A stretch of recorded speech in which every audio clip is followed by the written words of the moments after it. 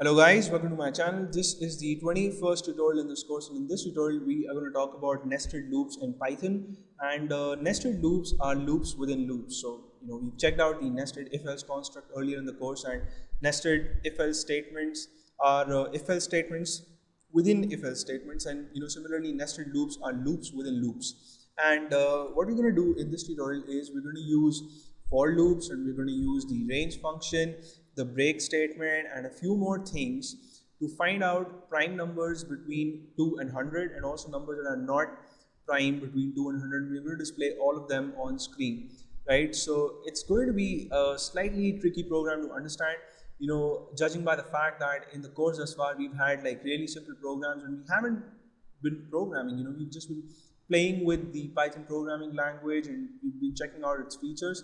So this is going to be like first real programming example in this course, and I'm excited about this tutorial. So the first thing that I'm going to do is type in the keyword for, and then a variable for my for loop, and I'm going to call it var1, and then the keyword in, and then I'm going to get the range function to make the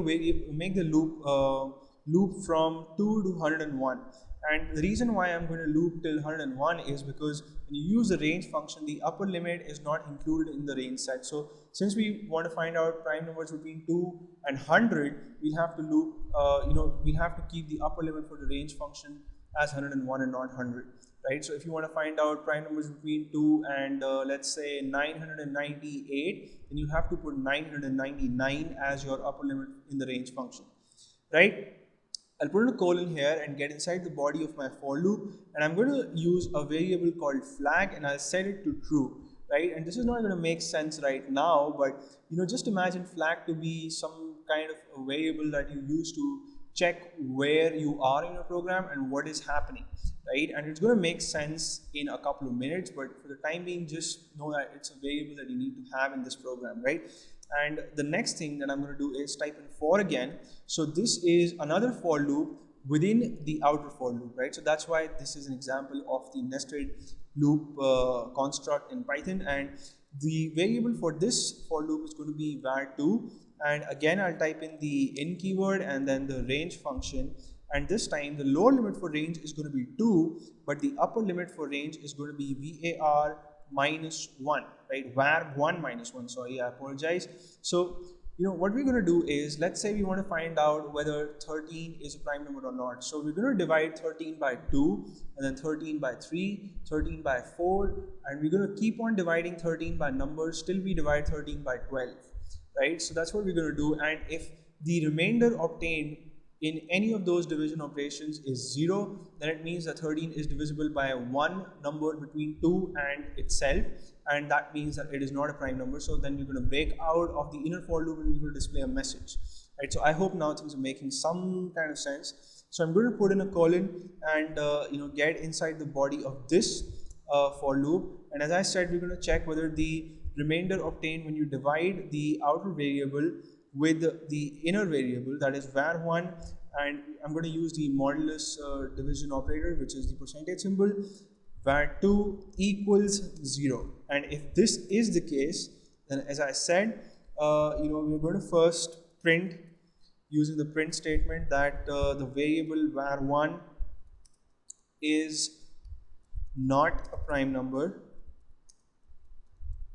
right?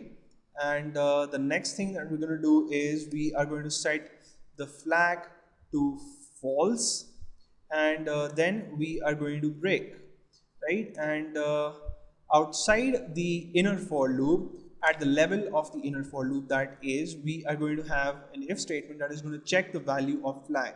So if the flag variable is true, in only that case we are going to have a print statement that is going to execute, and that is going to display the message.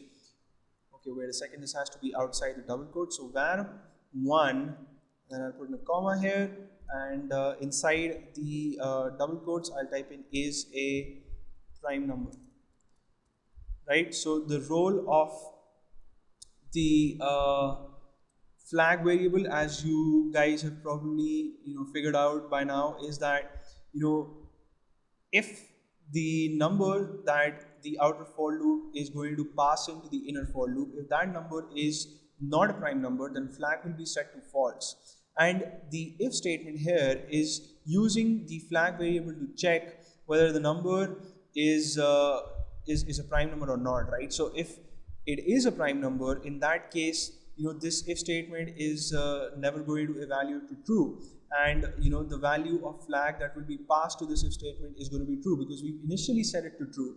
Whereas if this if block executes and if the condition evaluates to true, then the if block is going to set the value of the variable flag to false, and in that case this if statement will fail, and we'll go back to the outer for loop with a new value for var1, and then we're going to repeat the same procedure again, right? So let me save this program and execute it, and there you go. We see that when I run the program, I get this really awesome pretty list with all numbers between 2 and 100. So I see that 2 is a prime number, 3 is a prime number, 5 is a prime number, 7 is a prime number, so on and so forth. I see all prime numbers, and I also see the numbers that are not prime. So 4 is not a prime number, 6 is not a prime number, and 8 is not a prime number, so on and so forth.